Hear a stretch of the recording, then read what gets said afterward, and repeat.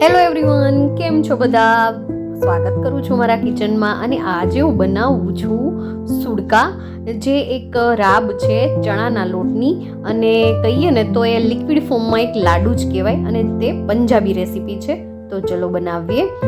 સુડકા બનાવવા માટે એક કઢાઈ લઈ લઈશું અને તેમાં નાખીશું ઘી. ચણાનો લોટ આપણે મોહનથાળમાં અને લાડુ બનાવીએ ત્યારે જે રીતે શેકીએ ને એ રીતે જ શેકવાનો છે. તો ઘીમાં લોટ શેકીશું. પહેલાં તો મેં અત્યારે 2 ચમચી ઘી લીધું છે. 2 મોટી ચમચી થાય ને તેટલું ઘી છે. ઘી ગરમ થાય એટલે તેમાં 2 ચમચી ચણાનો લોટ લીધો છે. અને લોટ નોર્મલ આપણે જે ઝીણો દળતા હોય ને તે જ લોટ છે, કરકરો નથી. અને આ લોટને શેકી લેવાનો છે. તેનો કલર ચેન્જ થાય ને ત્યાં સુધી શેકીશું.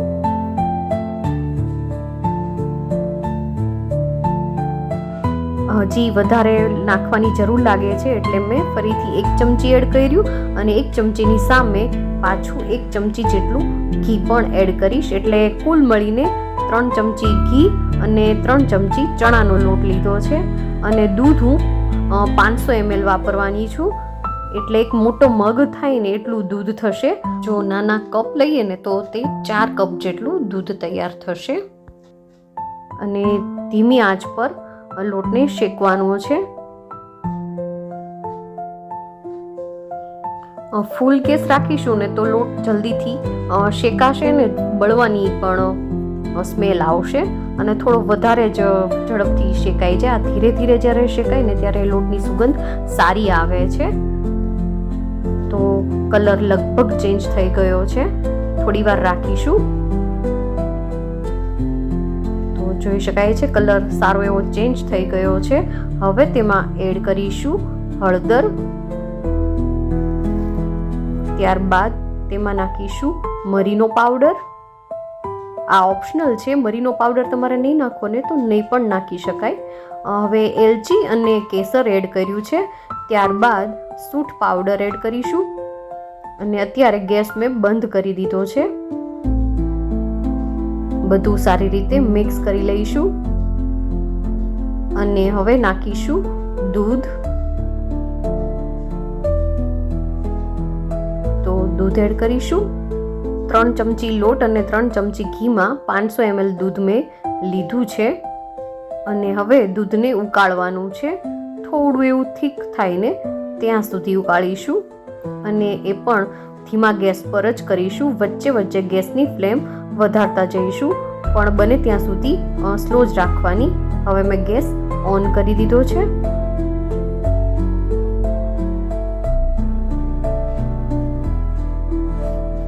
હવે હું અહીંયા ગળપણ માટે ખાંડ લઉં છું. જો તમે ઈચ્છો ને તો ગોળ અથવા સાકર પણ લઈ શકો છો. જો ગોળ તમે વાપરવાના હોય ને તો દૂધ જ્યારે તૈયાર થાય ને પછી જ ગોળ એડ કરવો, અથવા તો સાકરને જો તમે ખાંડ લ્યો ને તો બસ દૂધ જ્યારે ઉકળતું હોય ને ત્યારે જ એડ કરી દેવાનું. અને ધીમે ધીમે ચલાવતા રહીશું. હવે તેમાં એડ કરીશું કાજુ. તમે બદામ પણ એડ કરી શકો છો, પિસ્તા પણ એડ કરી શકો છો. હું અહીંયા પર ખાલી કાજુ જ લઉં છું. હવે દૂધને ઉકાળીશું. થોડું એવું ઘટ્ટ થાય ને ત્યાં સુધી ઉકાળવાનું છે. રાબ જે થાય ને બસ એ ટાઈપનું જ બનાવવાનું છે, એકદમથી લિક્વિડ ફોર્મમાં.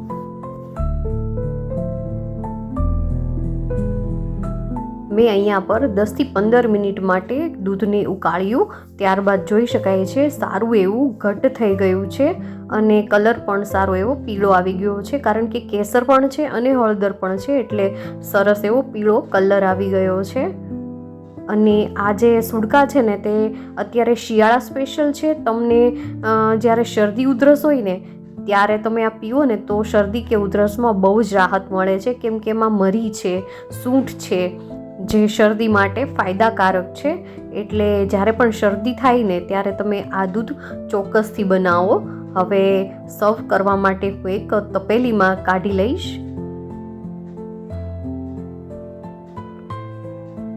તો આ ચણાના લોટની રાબ કયો કે પછી ચણાના લોટનું દૂધ કયો, જે સુડકા છે જેનું નામ તે તૈયાર છે. તો તપેલીમાં મેં કાઢી લીધું છે. હવે તેને સર્વિંગ માટે એક મગમાં સર્વ કરવાની છું. તો આ કેસર, સૂંઠ, મરી આ બધું નાખીને જે દૂધ તૈયાર થાય છે ને તે સ્વાદમાં બહુ જ સરસ લાગે છે. લિક્વિડમાં જે કહેવાય ને લાડુ તેવું જ સરસ લાગે છે. તો હવે મગમાં લઈ લઈશ દૂધ.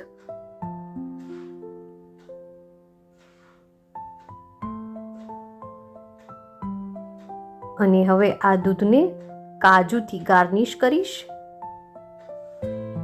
તો આ ગરમા ગરમ બેસન કે ચણાનું દૂધ તૈયાર છે, જે શિયાળા સ્પેશિયલ છે અને શરદી ને ઉધરસમાં ખાસ પીવા લાયક છે. જો તમને મારી રેસીપી પસંદ આવી હોય તો વિડીયોને લાઈક કરો, શેર કરો અને મને કોમેન્ટમાં જરૂરથી જણાવજો. અને મારી ચેનલ હજુ સુધી સબસ્ક્રાઈબ નથી કરી તો સબસ્ક્રાઈબ પણ કરજો. તો ફરીથી મળીશું નવા વિડીયો સાથે. ત્યાં સુધી આવજો.